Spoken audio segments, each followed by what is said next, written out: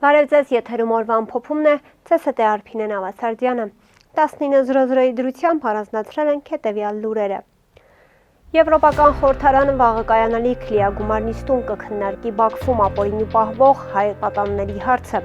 Հաղորդվում է, որ Ադրբեջանի կողմից հայերի ապօրինի կալանավորումներն ու այդ թվում բարձրաստիճան քաղաքական ներկայացուցիչների կեղծ դատավարությունները խորագրով քննարկումները տեղի կունենան վաղը։ Իսկ հրետապ բանաձևի քվեարկությունը նախատեսված է մարտի 13-ին։ Ադրբեջանական բանտերում 23 հայ է պահվում։ Արցախի ռազմաքաղաքական ղեկավարության 8 ներկայացուցիչները եւ Ադրբեջանի կողմից Արցախի վրա 2023-ի սեպտեմբերի 19-ի ռազմական հարձակման հետևանքով գերեվարված 16 անձինք։ Բաքուն Արցախի նախկին պաշտոնյաներին ծանր մեղադրանքներ է առաջադրել ահաբեկչությունից մինչև ապօրինի զինված խմբավորումների կազմավորում։ Արցախի Հանրապետության ազգային ժողովը պատրաստվում է դիմել Շվեյցարիայի կառավարությանը։ Բռնի տեղահանված արցախցիների վերադարձի իրավունքի շուրջ միջազգային քննարկումներ նախաձեռնելու հարցով։ Հայտարարությունը, որ այսօր տարածվել է Արցախի օրենսդիրների անունից, նախորդում է Շվեյցարիայի խորհրդարանի վերին պալատում հաջորդ շաբաթ սպասվող քննարկումներին։ Օրակարգում լինելու է Լեռնային Ղարաբաղի հակամարտության խաղաղ կարգավորման եւ բռնի տեղահանված հայերի վերադարձի ապահովման հարցերը։ Արցախի խորհրդարանի ներկայացուցիչները նախակնկալում են, որ քննարկումների արդյունքում բանաձև ընդունվի, հետո արդեն Շվեյցարիայի կառավարությունը կոնկրետ քայլերի դիմի։ Հիշեցնենք, արցախցիների անվտանգ վերադարձի հարցը միջազգային քննարկման առարկա դարձնելու հարցով Շվեյցարիայի ազգային խորհուրդը դեռ դեկտեմբերին է բանաձև ընդունել եւ դիմել իր երկրի կառավարությանը։ Այսօր Բաքվի դատարանում շարունակվել է նաև Արցախի Հանրապետության նախկին պետնախարար Ռուբեն Վարդանյանի գործով կեղծ դատավարությունը։ Ըստ ադրբեջանական լրատվամիջոցների այսօր ցուցմունք է տվել Ղարաբաղում բնակվող վկան, ով պատմել է, որ իբր Ռուբեն Վարդանյանը Ստեփանակերտ է ժամանել 44-օրյա պատերազմից որոշ ժամանակ անց։ Չգիտեմ, նա Ռուսաստանից էր եկել, թե մեկ այլ տեղից, ասել է ենթադրյալ վկան։ Հիշեցնենք, որ Ռուբեն Վարդանյանը փետրվարի 18-ից հացադուլ է հայտարարել ի նշան կեղծ դատավարության դեմ բողոքի։ Արդեն 22-րդ օրն է նա գտնվում է հացադուլի մեջ։ Ռուբեն Վարդանյանի դեմ շինծու դատական գործընթացը մեկնարկել էր հունվարի 17-ին։ Նրա գործը քննվում է Արցախի ռազմաքաղաքական ղեկավարների դեմ գործից առանձնացված։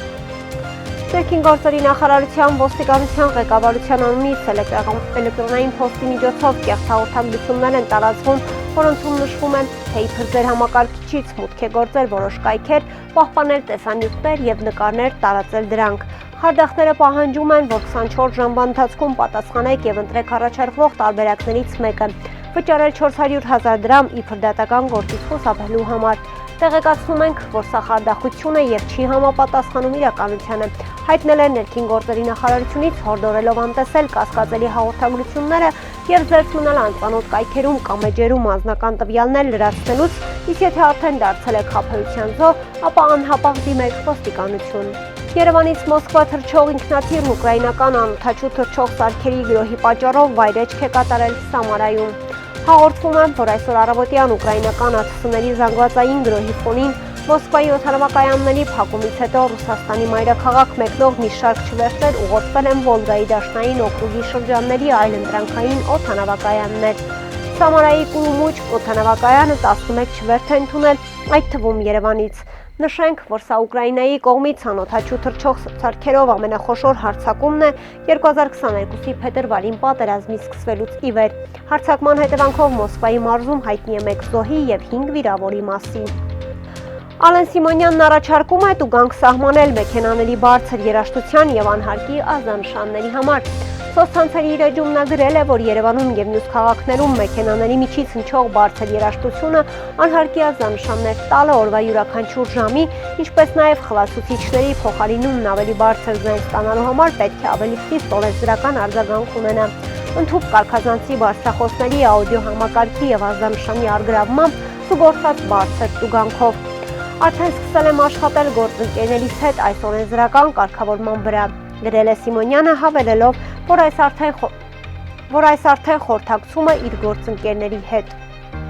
Հանրապետությունում դիտվող բարձր ջերմաստիճանի պայմաններում արևի ճառագայթների ազդեցությամբ ձյան զանգվածները լեռնային շրջաններում սկսում են ակտիվորեն հալվել։ Դրանց ջրապարունակությունը եւ զանգվածը մեծանում է, ինչը հանգեցնում է ձնահյուսերի վտանգի հավանականության բարձրացման։ Ինչպես հայտնում են շրջակա միջավայրի նախարարությունից, մարտի 11-ից 18-ը հանրապետությունում կանխատեսվում է օդի ջերմաստիճանի բարձրացում 6-ից 10 աստիճանով, ինչով պայմանավորված հանրապետության լեռնային եւ բարձր լեռնային շրջաններում մեծ թեքություն ունեցող լեռնալանջերում մեծանալու է ձնահյուսերի առաջացման հավանականությունը։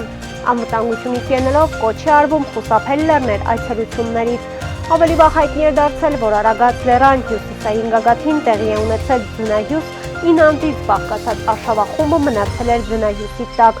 8 անձ դուրս էր եկել, իսկ մեկը անհետ կորել։